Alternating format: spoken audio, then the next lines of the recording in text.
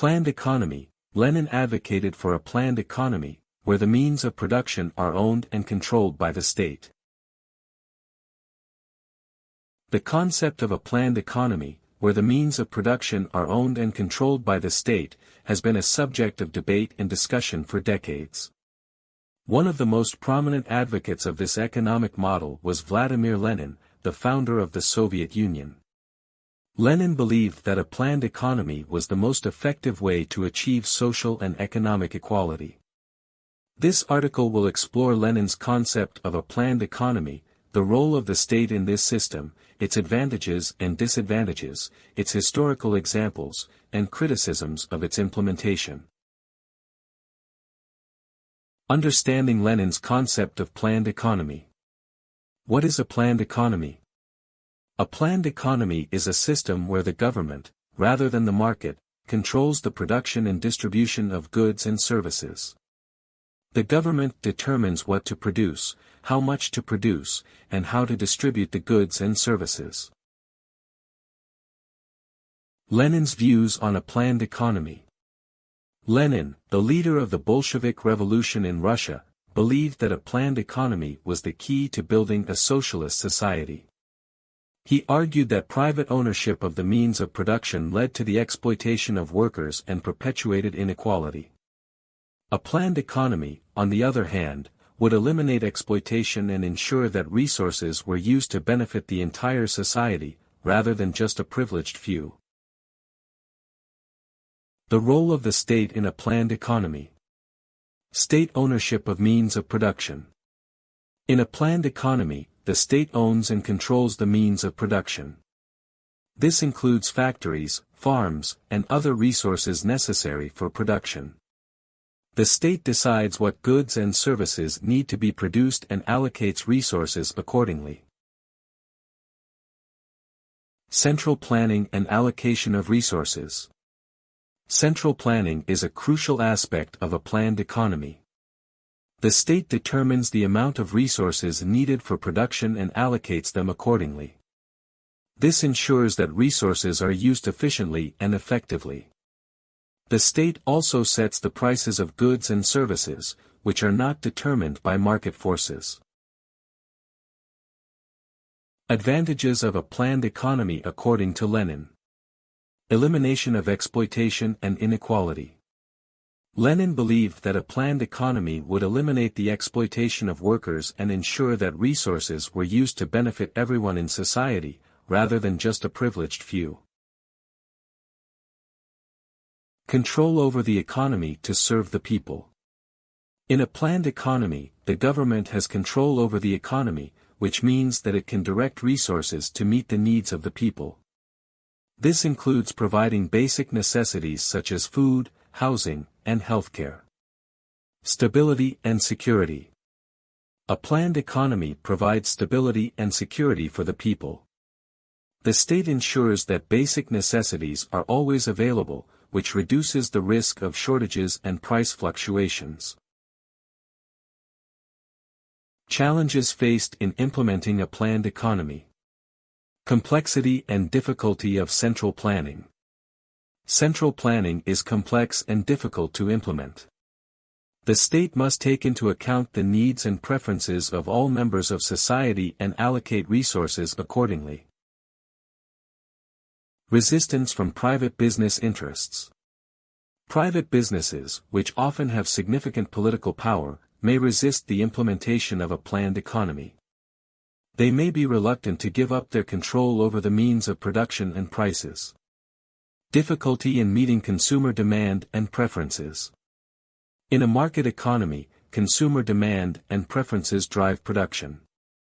In a planned economy, the state determines what is produced, which may not always align with consumer demand. This can lead to inefficiencies and waste. Planned economy versus free market economy. When discussing economic systems, two main models stand out: planned economy and free market economy. In a planned economy, such as the one advocated by Lenin, the state owns and controls the means of production. In contrast, a free market economy allows for private ownership and control of the means of production. Differences in ownership and control of means of production. The key difference between the two economic systems lies in the ownership and control of the means of production. In a planned economy, the state owns and manages all the resources, limiting the role of private enterprise. On the other hand, in the free market economy, individuals and companies own and operate resources and businesses, giving them greater control over the economic landscape. Role of competition and market forces. Competition and market forces also play an important role in determining the success of each economic model. A planned economy relies on central planning, which can limit competition and inhibit the free flow of ideas and innovation. In contrast, a free market economy allows for competition and innovation to thrive, resulting in a more dynamic and responsive economic system. Impact on economic growth and development. The impact of each economic system on economic growth and development is also a key consideration. A planned economy can provide stability and predictability but may stifle innovation and growth. In contrast, a free market economy can provide opportunities for growth and innovation but may also result in greater income inequality and market volatility. Historical examples of countries with planned economies. The Soviet Union. The Soviet Union is perhaps the most well-known example of a planned economy. Under Soviet rule, the state owned and managed all resources, including businesses and factories. While the Soviet economy initially experienced growth and development, over time, inefficiencies, corruption, and lack of innovation stifled economic progress. China. China is another example of a country with a planned economy. In the mid-20th century, the Chinese government nationalized all key industries.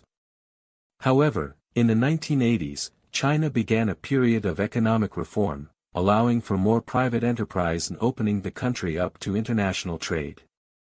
This shift towards a more market-based economy led to significant economic growth and modernization. Cuba.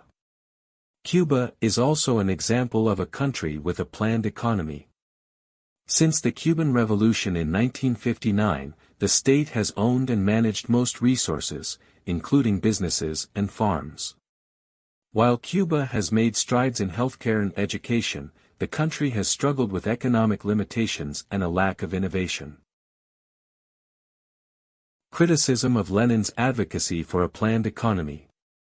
Violation of individual rights and freedoms. One of the primary criticisms of a planned economy is that it violates individual rights and freedoms.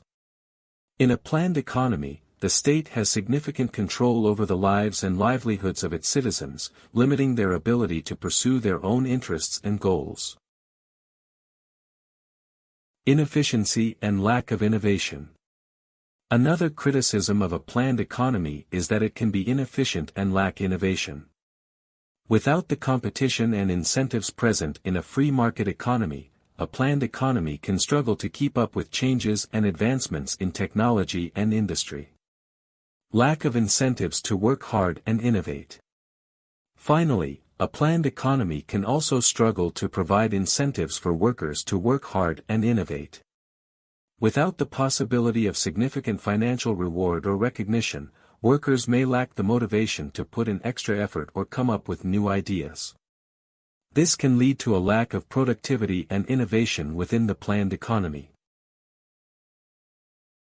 In conclusion, Lenin's advocacy for a planned economy has had a lasting impact on economic theory and policy. While the implementation of this system has faced significant challenges and criticism, it still remains the subject of interest and debate among economists and policymakers. Understanding the strengths and weaknesses of a planned economy is essential for evaluating its potential role in shaping the future of global economics and politics. Thank you for watching, and don't forget to subscribe for more engaging content.